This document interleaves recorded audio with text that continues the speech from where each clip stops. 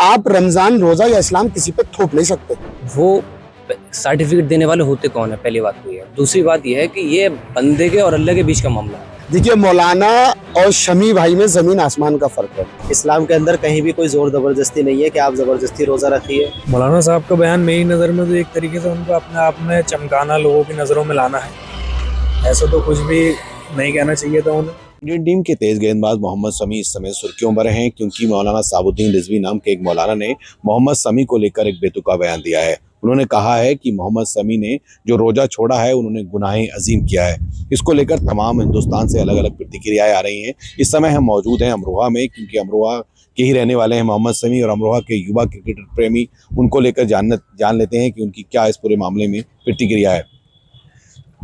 हमारे साहब, आप बताइए, मौलाना साबुद्दीन रिजवी हैं बरेली के, उन्होंने एक बयान दिया है कि मोहम्मद शमी ने जो रोजा छोड़ा है उन्होंने गुनाहे अजीम किया है। उसको लेकर आप क्या कहना चाहेंगे? नहीं, देखिए, इसमें सर मैं दोनों चीज़ें जानता हूँ। एक तो रमज़ान की अहमियत भी जानता हूँ, और उसके बाद अपने देश के लिए एक शख्स इतनी बड़ी क्रिकेट खेल रहा है और दुनिया का स्टार है।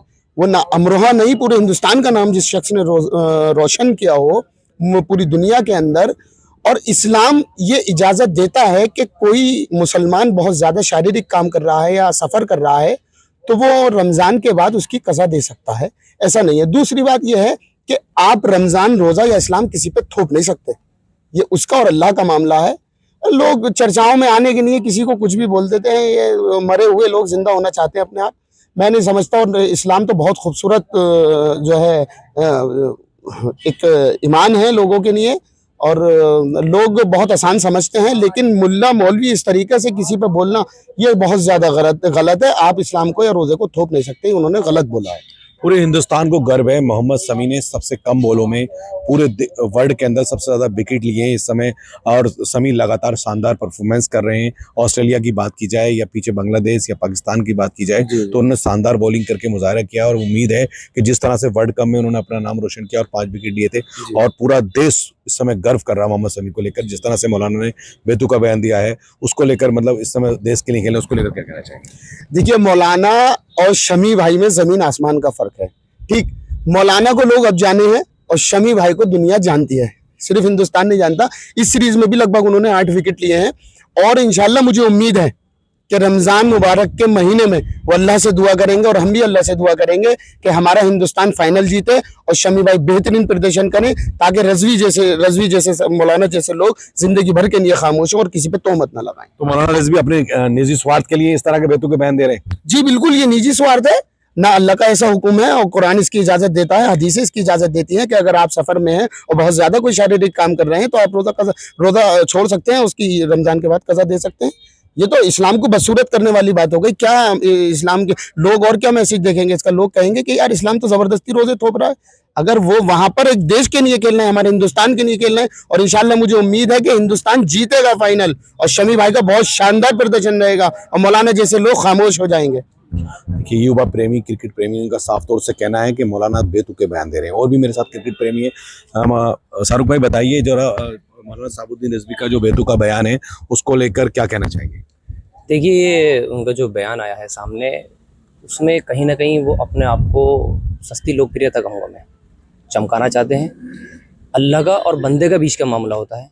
अगर इंसान ने रोज़ा छोड़ा है, सफ़र के दौरान थे मोहम्मद शमी साहब, तो हमारे मज़हब इस्लाम में इतनी गुंजाइश है कि हम लोग रोज़ा छोड़ सकते हैं, लेकिन उसके बाद में कफ़ारा दे सकते हैं। नमाज भी यह है कि सफ़र के दौरान छोड़ी जा सकती है।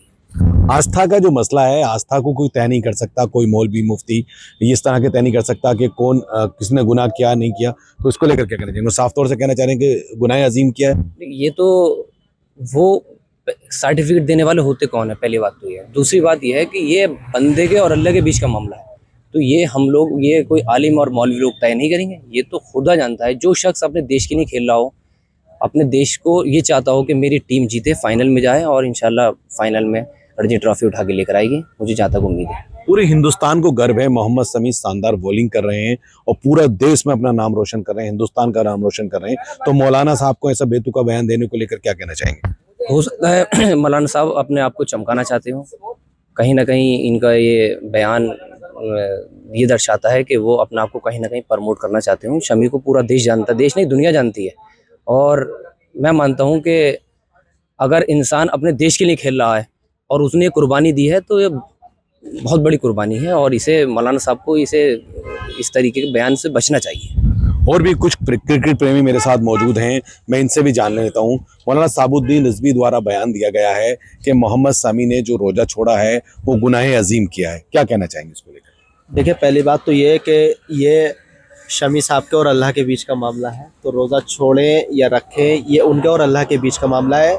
इस्लाम के अंदर कहीं भी कोई ज़ोर ज़बरदस्ती नहीं है कि आप ज़बरदस्ती रोज़ा रखिए, आप नमाज़ें पढ़िए, या ऐसा है कि फ़र्ज़ जो चीज़ फ़र्ज़ है उस फ़र्ज़ को आप अदा कर सकते हैं। लेकिन अगर हाँ, आपको कोई बहुत ज़्यादा इंपॉर्टेंट वर्क है, आप कोई शारीरिक काम ज़्यादा तेज़ी से कर रहे हैं, तो आप उसमें इस्लाम में ये एक पॉइंट है कि आप उसे चाहे आप बाद में कर सकते हैं, चाहे उस समय पे ना करके उसको बाद में उसका कफ़ारा अदा कर सकते हैं कि रमज़ान के बाद आप उस रोज़े को रखकर उसका कफ़ारा दे सकते हैं। मौलवी साहब का बयान अपना निजी स्वार्थ के लिए बयान है।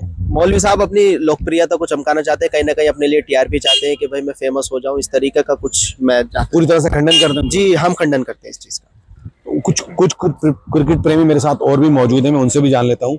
मौलाना साहब के बयान को किस नजरिए से देखते हैं आप? मौलाना साहब का बयान मेरी नज़र में तो एक तरीके से उनको अपने आप में चमकाना, लोगों की नज़रों में लाना है।